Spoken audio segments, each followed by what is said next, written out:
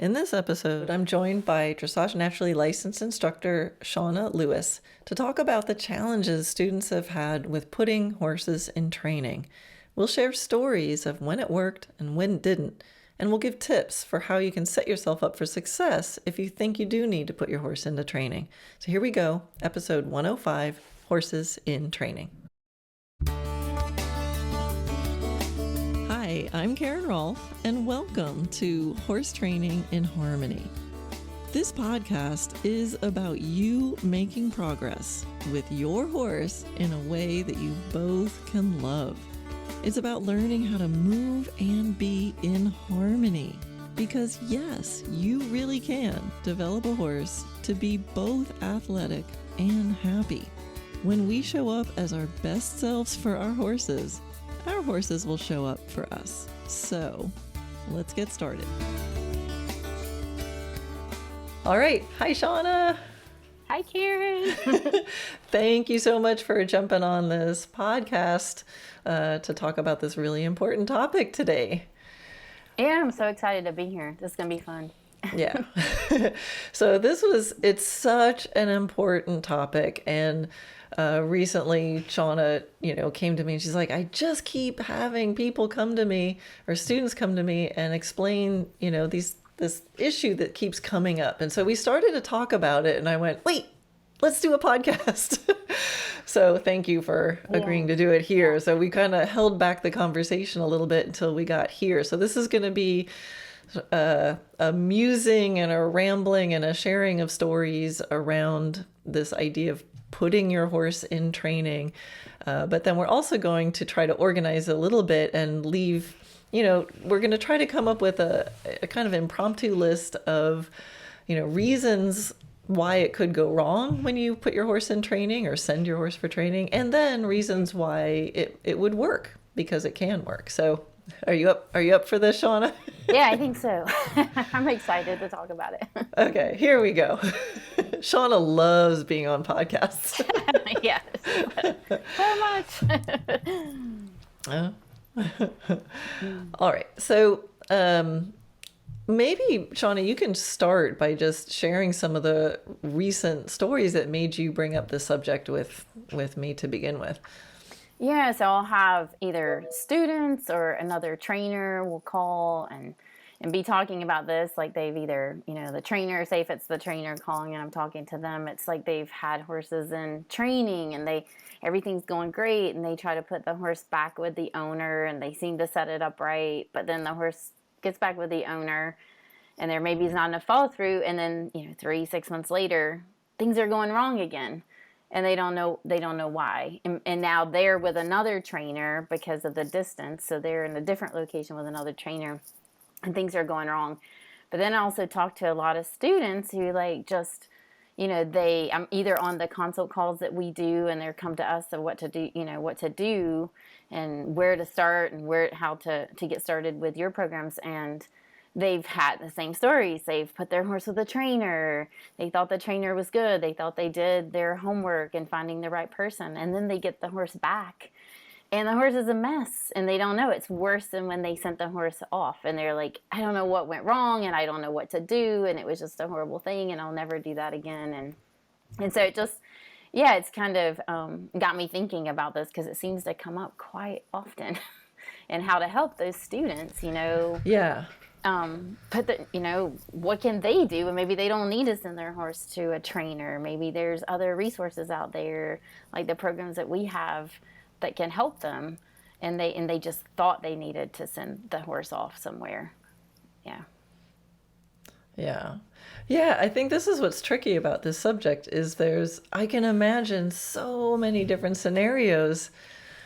So there's not a one answer, like never send your horse to training or always get professional training. Like there's no answer. And this is what makes it so tricky. And I think maybe there's people who are hearing, quote unquote, good advice, like you should always do it this way or never do it this way, but it doesn't fit their situation. So this is where it's so tricky because every horse /rider/trainer slash local instructor, sometimes there's four bodies involved: the owner rider of the horse, the owner of the horse, the local trainer, and then the person that they send the horse off to. And I was like, four people involved in this horse. So yeah, and I think there's another scenario comes up too. I was going to mention, I was just thinking of the the person, the student or person with the horse decides like, oh, I can't ride for like 4 months, but I don't want my horse to just be in the pasture for 4 months doing nothing. And they think they have to send the horse to someone,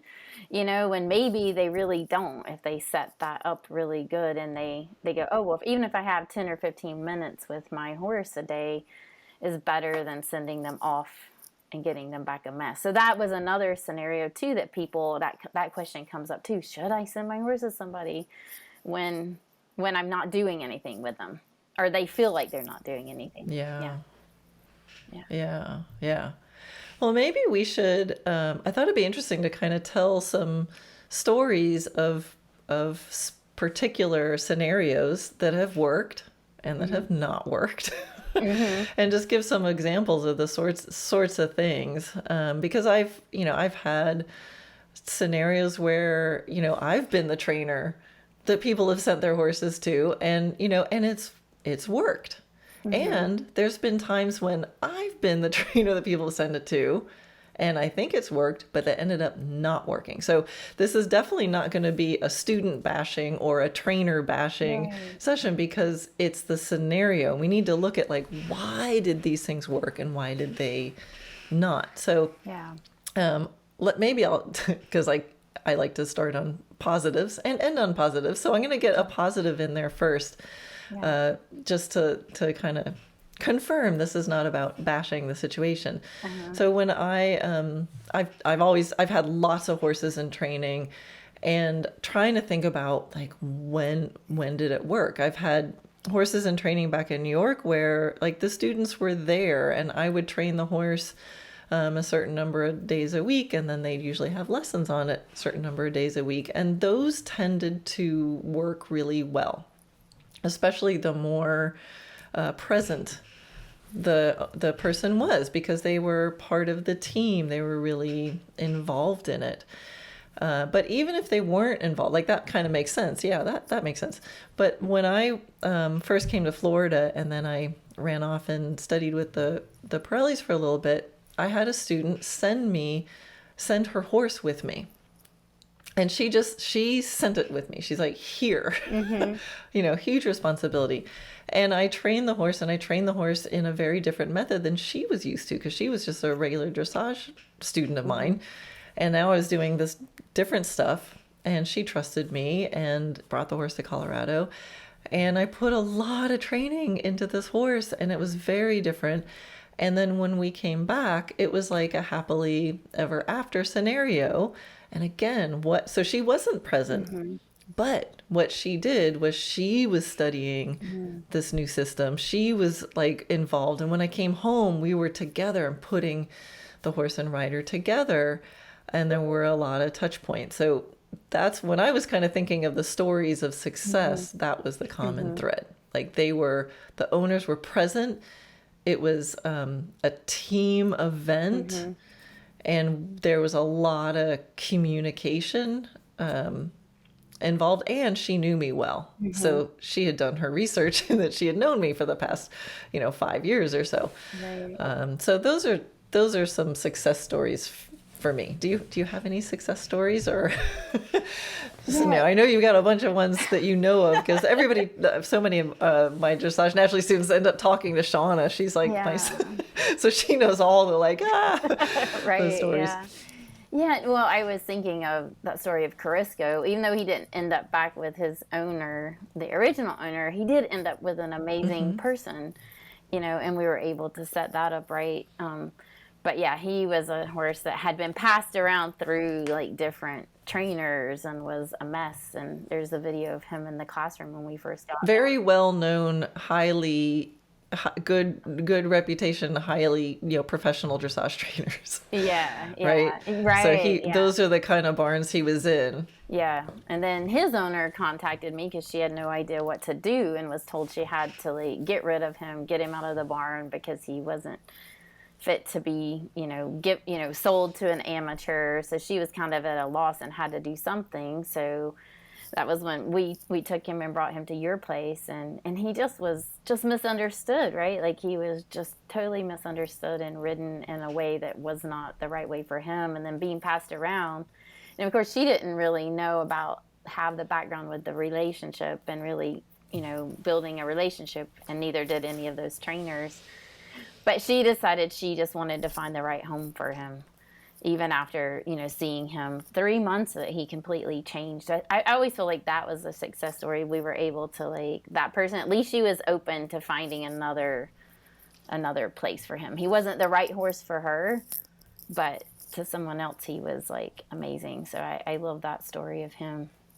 And then there's other stories of horses that Yeah. have come to me, or like other students that have had, and they've come and I've been able to, well, I think of like the one store horse, Charlie, Jackie's horse that she had, and she had him with different trainers, and then like had him with me, and she came and she kept, she was studying, she signed up for the horsemanship course, and they just were, she didn't have the relationship with him, but they ended up in the end, it was like a great thing. She was able to ride him. He was such a different horse by the end of like the 6 months that he was with me. But she put in the work too to come be with him. Yeah. Yeah. Yeah. I want to go back to that story, Kurisco, because that's, I think, a more unusual story because, here's this student who purchased a horse, through the recommendation of her current, the current trainer she was with. It was a young horse, put it into training. It was kind of doing everything she was supposed to, right? She was following the plan of the trainer, and then it started not working out. So she had another trainer. Oh, that one, he got bucked off or whatever too. And, but the owner kept following the instructions from her world until it got to the, like, let's send this horse down the road, right? Right. Yeah. But she had, I think what was really cool is she stepped back and she could see how things were changing, and she was able to kind of let go of her ego enough to say, I can see the horse thriving in this situation. I know the situation I'm in, like she knew the situation she was in, and the trainers that she works with, they were good good instructors, just not for that horse. Right. And she was able to step back and go, I can let that horse go because it's best for the horse. Yes. And I think that's one of the important things is to, like, it's a team event, and we've got to have the horse's best interests. And sometimes putting that ego aside is hard. And then he found his dream person, and he is the dream horse for this person. Right. Just makes me so happy. Yes. Right. Well, I guess it's good to know that it can work, right? So those are some positive stories. But let's get into some of the stories where it doesn't work, because I think that can inform and hopefully help people avoid some of these things. So what were some of the stories that, were there any specific stories that you have heard recently? Or maybe not even recently. Well, yeah. So the one person that I talked to, another trainer in the local area, had called, and he was having that same kind of issue. He had the horses in training, had got the horse back. The owner wanted to take the horse home. And this has happened a couple times with a few different horses with him. And he did everything, had it all set up right, but he's, the horse is going back, and the horse is several hours away. And then things were going great. The owner said things are going great. She's taking dressage lessons on this horse and doing lots of dressage stuff. But, fast forward 6 months later, after, she has the horse back, and he gets a call from the husband. It was like, this horse has to go. So she had gotten bucked off. The horse bolted, bucked, and now she's in the hospital. And so, now they're having to sell the horse. And he was like worried about this, wanting the horse to go, make sure the horse is taken care of too. The owner is okay, she's home and all that. But the whole training situation went wrong. It wasn't the right fit for that horse and that person. And I think maybe part of it was, like you said earlier, like the education for that person, really spending the time to learn what this other trainer, when it was successful and the horse was doing great and thriving, what that system was. And so maybe she didn't, keep with that plan. Now she's training with another person that the systems aren't similar. Yeah, and I was curious when the horse first went into training with him, why? Like, what was the reason that he first went to the trainer?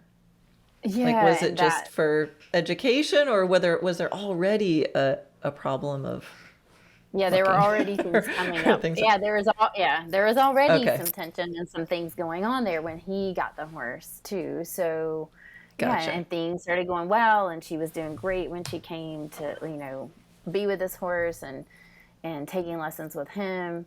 And then he spent the time to set it back up with her and did everything that he thought was right, and it seemed to be like working for a while until it wasn't. Right. So, Yeah. and that was the thing, he was talking about. He's like, I don't know what I didn't do or what I should have done or done more of to make it more successful. And so he was feeling bad about the Yeah. situation. Yeah, and that's a great story of a trainer who really cared and really Hmm. did right. They might have done everything exactly, obviously they helped the horse, the owner was happy, Hmm. but it kind of is like Hmm. like, what's the real problem? What's the root? Hmm. Because maybe the cause of this behavior coming out in the first place, that was happening, you know, at home. And then it goes to a Right. new environment where everything's taken care of a little differently. The training is good. It's like we don't know what was the thing that really changed it.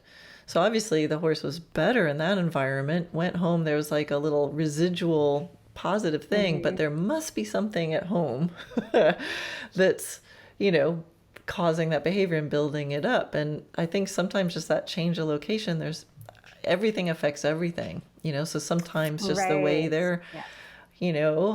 how frustrated are they on a normal basis? Are they getting social, horsey social time? Are they getting the same turnout? There's so many factors when you're trying to consider, like, Yeah, that's what we were talking about too when he was talking about that person. Like there were so many other factors with the horse there in training, and even though he set the horse up with another really good trainer that he thought would be great for her and the horse, there's like you said, all those other factors of what's going on with the horse and his daily environment. Yeah.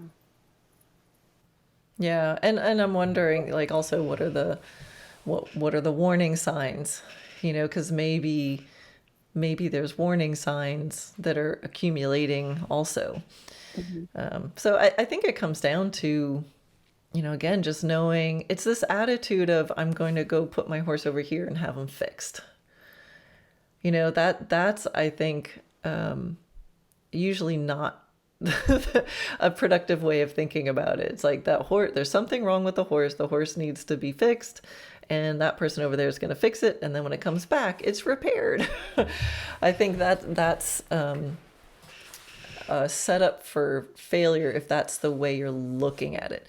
So putting a horse in training can be super valuable, and it can be a bridge, and it can definitely, again, it's a positive thing. But I think if you're not looking at it as I'm going to go fix this thing and then it's going to come back perfect, but to think of this moment as part of this horse's whole experience, and there's so many more other factors. And I think if the owner's looking at it that way, they're not going to come back and go, "Oh, my horse is fixed. It's all better. I can go on." They're going to be riding it and dealing with it with the attitude of, I don't know, just a little different. I would be probably looking at different things if I knew it might not be fixed. Like that might not even be possible. Right. Yeah. That Yeah. makes sense. Yeah. That comes up a lot too, because, with different people I've talked to and different trainers that do have a lot of horses in training that they get, and yeah, the owners are sending them just because they want that quick fix. Oh, my horse is not jumping the Liverpool, or oh, my horse is, not wanting to get on the trailer to go to the horse show, or my horse starts rearing in the arena. Like, so, and they just want that fix so they can do what they want to do with it. But yeah, normally that doesn't seem to, it doesn't, the horse isn't fixed if the person is not looking at it in a different way, right? Or the noticing all the little things that are, Right. Like what else do I have to yeah, change? yeah, yeah. And even about themselves, right? Sometimes it comes down, Sorry, it, it's, exactly. Yeah, I'm just there. There's still a tiny delay. So for listeners, if Sean and I talk over each other and then there's a little weird silence, it's because there's a slight delay. But we'll do our best. But yeah, no, I think what you said is right. We've got to look at, you know, everything that was happening when the original problem was showing up and take ownership for our role in creating that problem, or at least not making it go away. So even if the horse goes to the right trainer and everything is done perfectly and the horse is like, oh yes, I see the light, and they come home, if everything in the original circumstance is exactly the same as it was before the horse left, chances are you're dropping it back into something that's going to help create that problem again. yeah, for sure. That's what I was just thinking too. And again, like, watching for all those little things, right? It's starting to really know your horse, and what were the things that were causing those issues in the beginning, and now if he seems so much better, you've got to be paying attention, right? Like, you've got to be every day with your horse, and in those moments when you start to see the first little thing popping up again, it's like, can you notice that and know what to do? So that's where I guess the education, right? Like, the person really educating themselves and making sure they're a part of the training, whether they're with the horse and the trainer, several times a week, or if they're, like you said earlier, with the lady that's studying a program. So you're learning this program that trainer has. And now when you come back together, it's going to make it so much easier. I was thinking the other example I was thinking about was Abby and her horse Vougeot. Like, I helped them. Oh, I just, yeah. I think about her even, and she kind of would, when I first started helping her, she had all those, lots of different issues with her horse. And then she kind of would work with me a little bit, and then she would go work with someone else, and things sometimes would get worse. And then, but when she really like started to embrace the program and the relationship part of it, and she signed up for the horsemanship course, and we started going through lots of stuff with the Speed Spot course, like, everything started to change for her, like, and her horses, like, and it's still like that. She still takes ownership of that, and she put in the effort to do what she needed to do. So sometimes she would go away and I would be riding her horses, but she would still be studying, and learning everything she could. She was in the video classroom, and she was in that horsemanship course. I just think that's another, like, he wasn't necessarily in training with me all the time, but it was another person, I guess, that really put in the effort of learning a different way to do something, and more about the relationship, and noticing those little things starting to creep in or show up. Yeah, I think that piece you said about the ownership is the really important part, because I mean, gosh, this was a Grand Prix jumper rider with a Grand Prix jumping horse that was kind of out of control, and now she rides him bridleless. I mean, she really had a complete transformation. But it was, it's, I think so many times students, tend to be humble, at least the ones that I meet, tend to underestimate what they can do. And they underestimate the power of their relationship with their horse. And so Abby was like a good student, right? It's kind of like Crisco. It was a good student. She was doing what instructors told her to do. But I think one of the biggest things that you shifted in her, Shauna, is, and through doing the program, because that's what we help people do, is to empower their learning, is she was I'm I'm advocating for my horse Yeah. now. Like, I need to figure out how to have the relationship with my horse that I want. And then she used these tools, but that's a very different vibe than I'm going to try to be a correct Mm-hmm. student and take advice from here and advice from there. And like, somebody has to go deep into their horse Mm-hmm. and say, this is a Mm-hmm. relationship and I am committed to this relationship and I'm going to learn. So I think it's that mindset shift that has to happen first. Like, this is like me and my horse, like, we are a partnership, and I might not be able to do X, Y, and Z. I might need help with a trainer to learn this or to advance my horse past this stage that I've never trained a horse to do.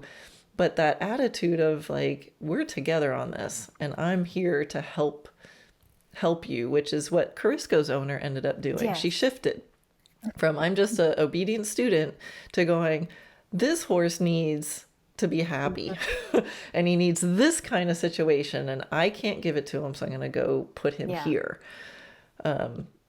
I think that, that commitment to be the advocate for the horse can show up as, maybe you end up with a different horse, or the horse feels that connection and you're going to see and apply the education so much differently when you're really a partner for your horse. Yeah, I think that's it. So, and that's when it really works, is when the owner makes that shift, right? When they're really like advocating for their horse, and then they feel the empowerment, because that was a thing that came up with Abby. And it comes up with other students that I've had with horses, or just talking to people in general, even like on the consult calls. Like, they're just like, I just don't think I can do it. I don't think I'm good enough to do it by myself. I don't know how to do it by myself. Or like, I feel like I need a trainer. Like, and she felt like that so much. So, but she got to the point where, through just continuing to learn and doing the programs and taking lessons and learning a different way, then she felt so empowered that she could do it. And then she looked at it differently when she went to find a trainer to help her with her jumping. It was like, I've got the part, I can take care of my horse. I just need some eyes of watching me as I jump this course, or I'm counting strides, or whatever it is with her jumping stuff that she needed help with. That was the piece she needed. And she knew she was going to preserve the relationship with her horse. And she always knew. Sometimes she got in the middle of a lesson, I remember her say, with another trainer, and they didn't honor what she was trying to do and preserve their relationship with her horse. And she would just be like, no, the lesson's over. Done. And she wouldn't finish the lesson. So, so she really, I think it is that piece of feeling empowered that you can do this, and there are resources, and trainers out there to find the right help that can help you. Yeah. Yeah. Yeah. I think this happens a lot, I think, especially with students who maybe have a horse that they spent a little money on, or that is like a really nice horse, and the student thinks, oh, that horse is better than me, right? The horse knows. And then students, I think it's so important to realize the horses aren't sitting there looking at you going, if I had a different rider, I would be so much more advanced. Yeah. Like, they're just not thinking that. They're thinking, if it wasn't for you, I'd be in the Olympics. Like, they're not. They live in the present moment, and they're just looking at their rider going, what do you want? What do you mean? Yeah. And I think it's important to say that, because if the person in the moment with a horse is going, oh, I'm sorry, well, I'm going to say this, but I'm probably not good enough, the horse is like, what? And then there's disconnect happens, and then weird things happen, and then that just confirms to the person, like, see, I knew I wasn't good enough. But I think the horse just needs us to show up as best as we can and be there for them, and not underestimate what you can do with the horse. And and then with that said, I think it's important to, one of the, like, if going back to like, what's the root cause? I think one of the root causes of problems when horses get sent out to training is that the selection of the horse in the first place was not really a good Right. match. So I've seen so many students buy the best quality horse, or but it's not the right horse for them. And this happens a lot if you've got fancy trainers. Yes. Fancy trainers who compete tend to recommend horses that are fancy and competitive. And if you are a fancy competitive rider, great, go for it. But this happens too many times. It's the wrong horse. It's never going to be the right horse. It's the good horse for the trainer. And the trainer then ends up always training it, or it's just never enough. The rider always feels like they're not good enough, and it might be just too much horse. So if you end up selecting a horse where you're thinking, I'll just put it in training, like, I would really think hard about that, because it can happen. I trained other people's horses and competed them, but like, that's something I will really interview a person when they're looking to buy a horse. I'm like, what do you want your life with this horse to be like? Do you want me to compete it and you're going to be the happy owner on the sidelines? Do you want me to train it ahead and then you're the one competing it? Do you want to be the one riding it every day and I just help you with it? Like, you got to really know, because sometimes people are just, they're buying a horse that ought to be ridden by the trainer all the time, but now they're riding it. And it's just whatever version of that can show. The mismatch can happen in a lot of ways, but I think I try to tell people all the time, like, buy a horse that you get along with. Right. That you feel comfortable with and you can trust, because then if there's like a little training issue, like, oh, I'm having trouble getting the clean flying change, or I'm having a little trouble with lateral work, and you need a trainer to come along and like help give one of you a little advance, and then the other one can watch, and now it's easier to go forward to like get you over little training humps. But plan on, as much as you can, buying horses that are instant gratification, that you can ride now, because it's hard enough to learn to ride even with a horse that's perfect for you.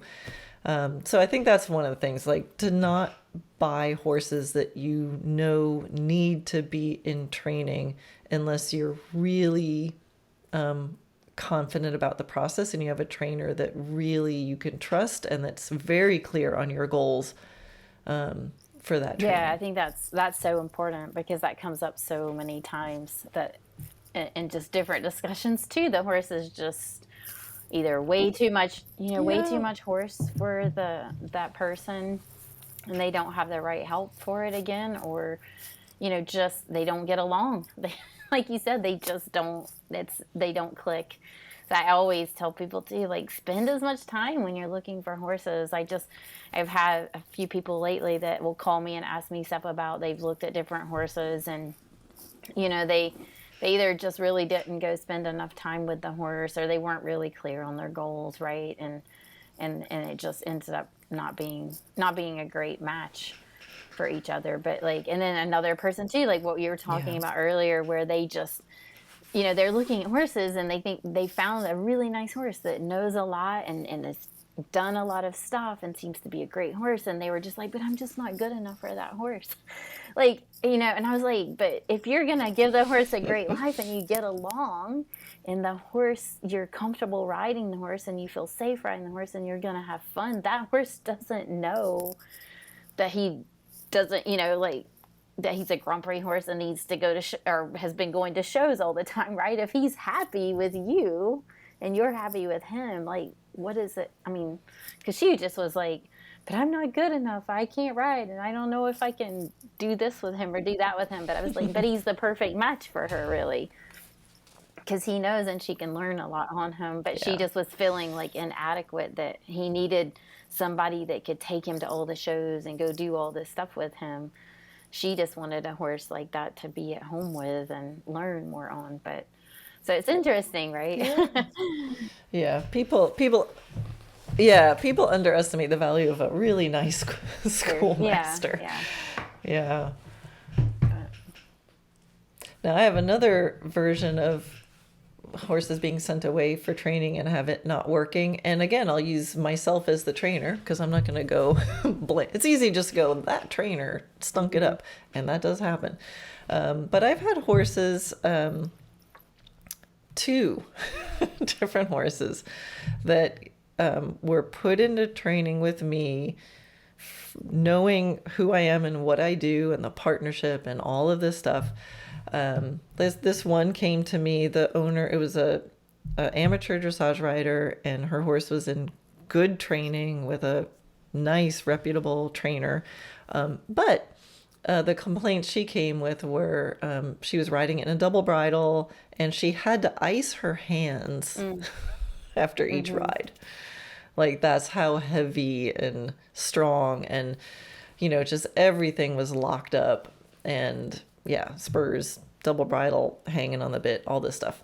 And then there were some other issues that I found out later. But anyway, so I had the horse for several months, and the owner would come and watch the progress. And she even, you know, I would give her some lessons on him. And when he left, I was able to go through 4th level tests in the halter, and she rode him in the halter in lightness with a little loop in the reins and like doing, you know, 4th level stuff. So it was a success. And I could ride him in the snaffle also. I didn't put a double on because who needs a double, right? You know, why go back to the thing where he had all the bad. So huge success. I thought I did it really well, had him for long, and, you know, she kept him with me for long enough to get through. It was a big transformation for this horse, took some time. She came and visited. She spent several days before taking him back, and she had me out for lessons afterwards. But she went back to the exact same trainer, exact same situation. She tried to make the changes, but she was a good student. So now in these other lessons, she was following the instructions of this trainer that she knew, like, and trusted also. And so the bit went back on for sure, but I expected that. And that's why I made sure he was okay in the snaffle. But the noseband, which I didn't ride in, now the noseband got put on.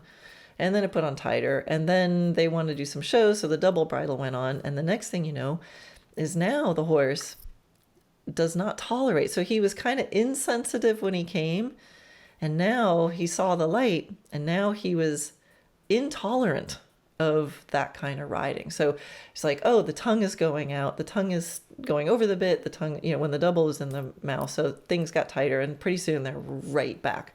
So he locked up, got defensive, and she's back holding a ton of bricks. And it just breaks my heart. Because there wasn't the right kind of follow-up. It just, she wanted to go back in that world and wanted to show. And for her, that was more important than everything. And so the other horse that I rode, very similar. It was a bit of a challenging horse, really strong-willed mare. And she was kind of the last horse that I transitioned to riding bitless. I was like, she was a holdover. I'm like, well, this one maybe I need to still use a bit. But I finally got her bitless, and she was going fabulous. I could ride her with a bit, without a bit.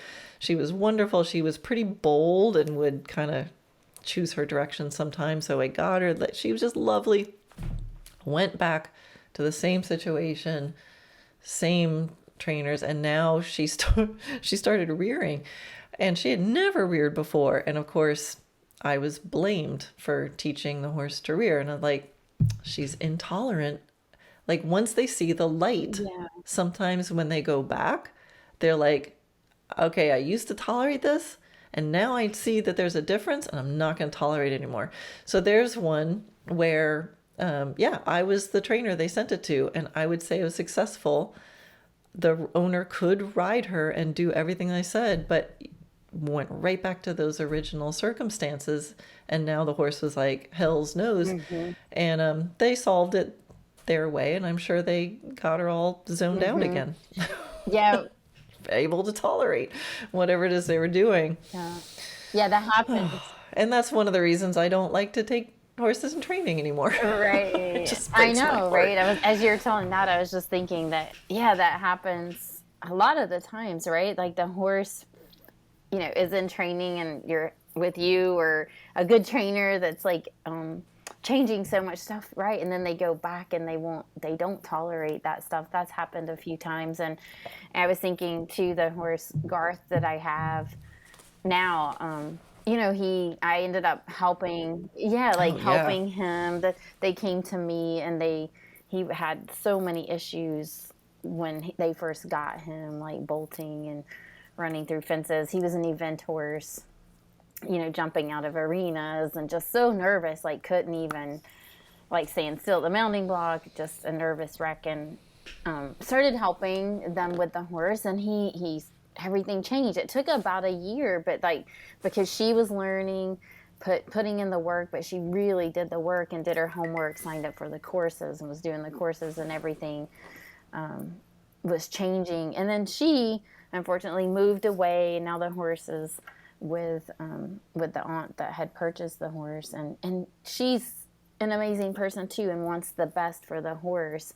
Then I had some circumstances, right? So I had to go away and couldn't be with the horse, and now the horse ends up going back into jumping training, but with really not the right person, and he went backwards. He went like all those things started showing up again. And but I have to give it to Katrina. Like she was trying to find the right home for him and do the right things for him. And she took him, pulled him out of that training, and just brought him home back to her place. And then eventually, like I was back with him.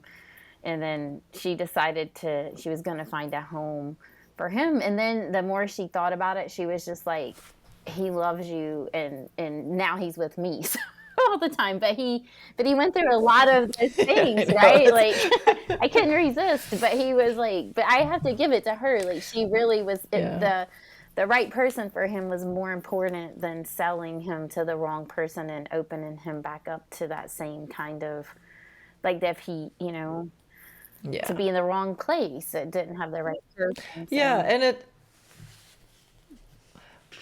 was really interesting with her because I mean, she loved the horse and she's wanting to do the right thing. mhm, She could see how well he was going with you, but like when you weren't there, weren't able to train him, even with all that, her tendency was to, well, let's go back.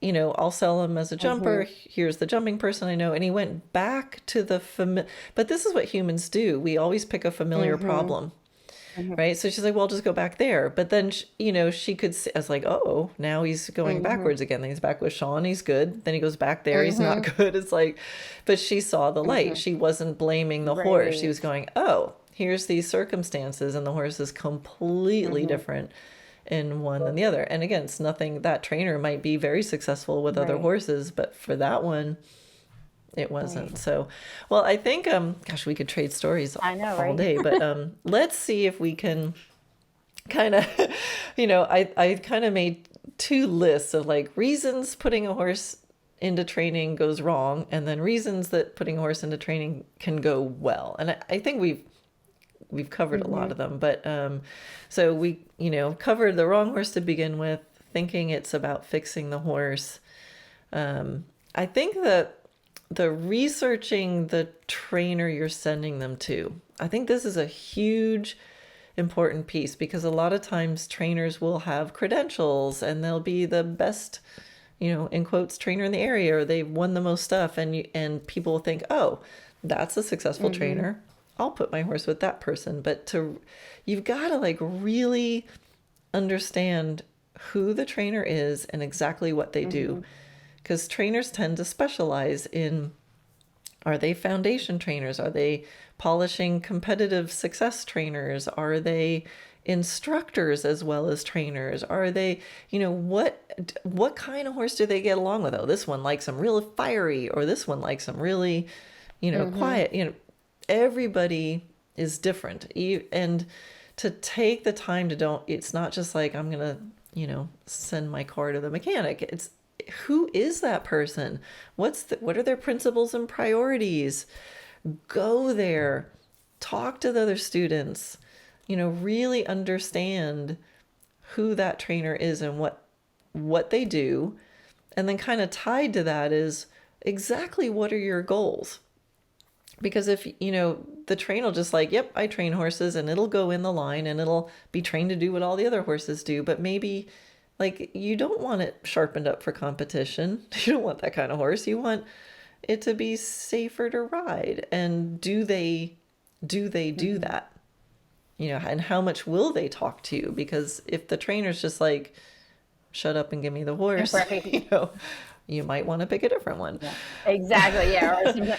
Because I've seen people going, oh, well, that's the best credentialed trainer in the area. He's won so much. It's like, oh, is that necessarily the one you need? Yeah. And there's so many times they tell, I've heard the story of like the person sends the horse to training. Well, you can't come for the first 2 months, So why did, you always think about that too. Oh, Like yeah. if they don't want you there, then there's something that could be a red flag.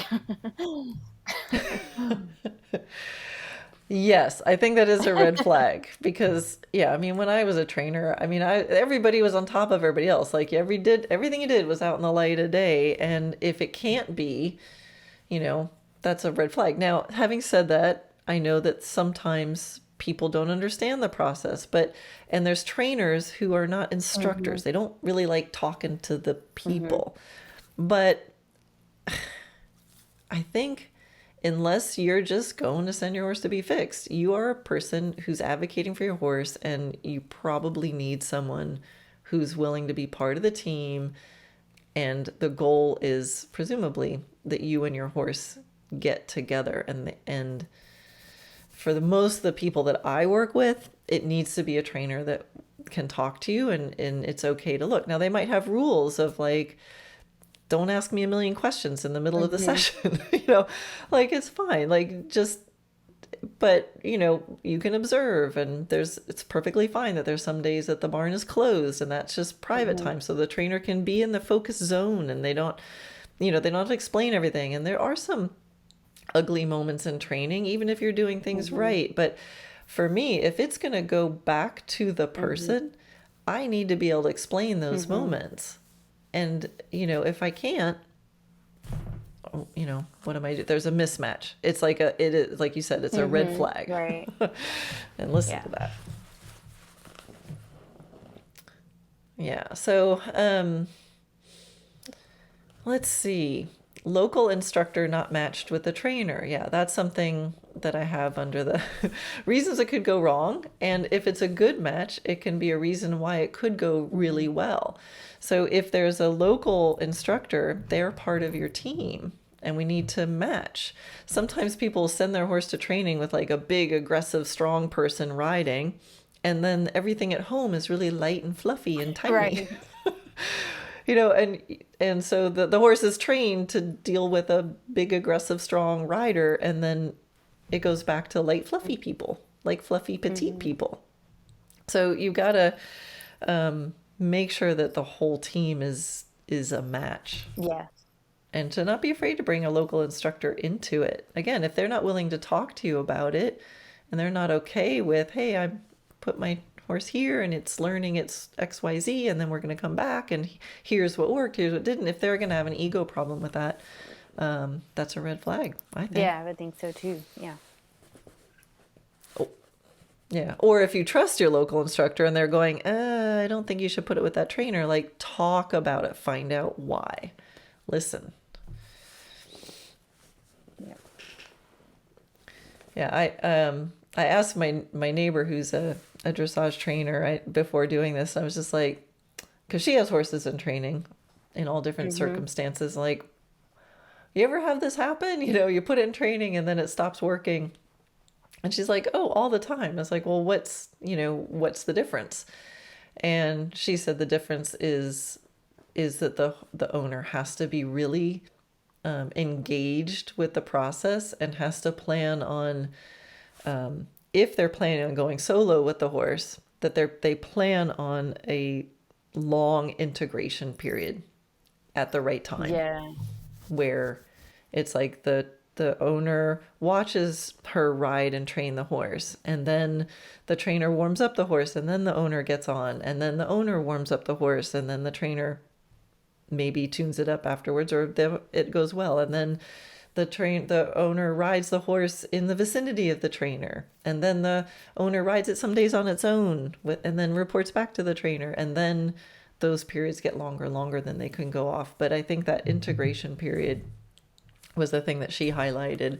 And I think that's really smart, because even if it's the best match of the horse and the trainer and the plan and all this, if you don't integrate it, I had a horse that did that. I had this horse for 6 months, I think, and I had a whole integration plan for it. And then the owner called up and said, "Oh, the shipper will be there Tuesday." I went, "What? Wait, what?" Right.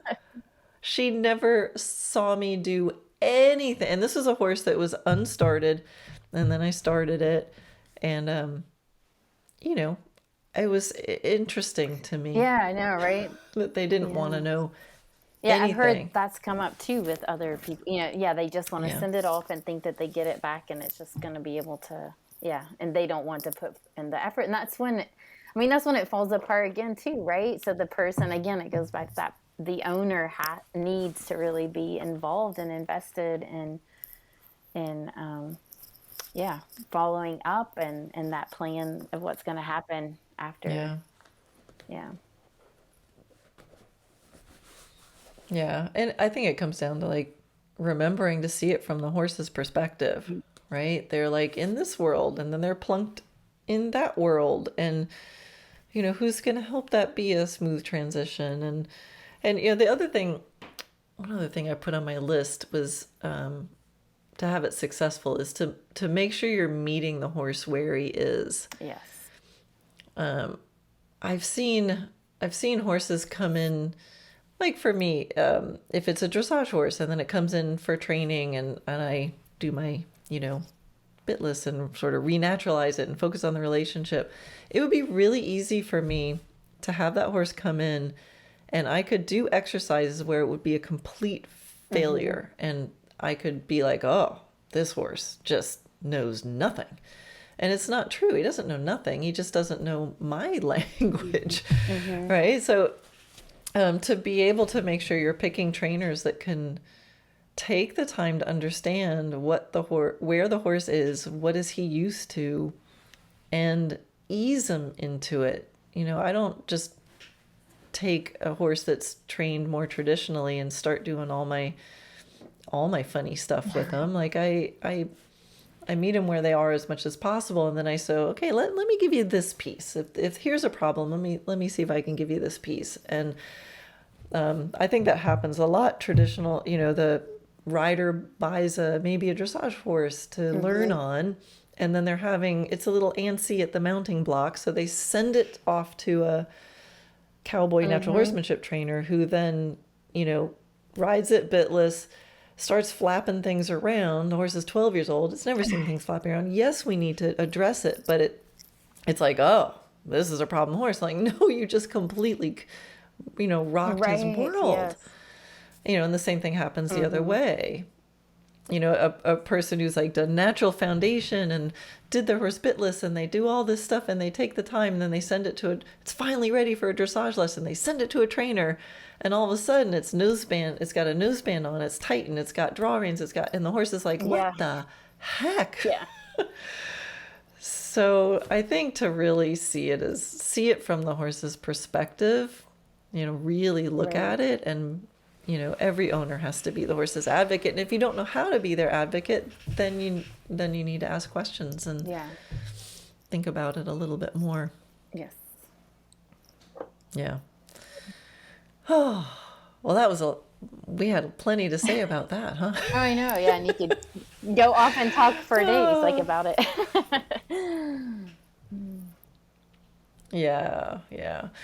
I think if if everybody's wanting the best for their horse and you pick trainers who also want the best for the horse, it can work, but there's nothing magic about sending your horse away to,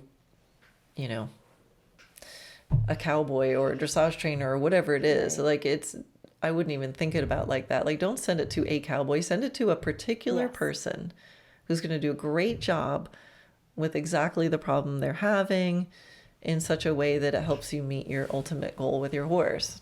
And you've got to know your ultimate goal with your horse and make sure you articulate that to your prospective trainer. Yeah, right. Like, I mean, I think that's so important, right? Figuring what are your goals and what do you want to do with it, and if you're wanting to trail ride and just have a nice safe horse that maybe you can learn a little, dressage on, or you can do this thing on, like I mean, I've heard people then they've sent their horse off to a liberty person that trains with, and is doing liberty with 10, 12 horses at a time. And then that person's only focusing on liberty with that horse. And that's not really what the person wants to do with the horse. They want to ride their horse and do trails. So that's like, so it's really knowing, like, what's your goals, right? What are you really clear, and making sure that trainer and instructor can align with those. And like you said, it's not just a cowboy or a dressage trainer. It's a particular person that could help you, but figuring that out first. Yeah. Yeah. Awesome. Well, if anybody needs help with any of this, I mean, this is what we do here is we really try to empower students to be the best advocates and partners for their horses. And if you go to the dressagenaturally.net's contact us page, you'll see on that page a place where you can book a private consult. And if you click that button and book a private consult, you actually get Shauna. And that's one of the things that we love to do is just talk to people no matter where in the world they are. And we'll talk to you and be like, hey, what's going on with you and your horse? What's working? What's not working? What's the situation? We're happy to help you make decisions. And it's what we do in our courses. Just as we go, there's plenty of people in our courses who ride by themselves, or they also have an instructor, or they also have a trainer, and we help kind of mediate or help students navigate that. And we help them know when they don't need that other trainer and when they need a different instructor, or when they do. And some of the instructors get really into this whole thing, and we actually help put the team together. So if anybody's intrigued by all this or can relate to any of the challenges, like dressagenaturally.net, and then the contact us page, and look for where you can book a private consult with Shauna. and we discuss it too. So if there's anything that's like a little bit, confusing, then Shauna and I talk about it too. So you get the whole team. It's great. But well, thank you, Shauna. Great. Thank you.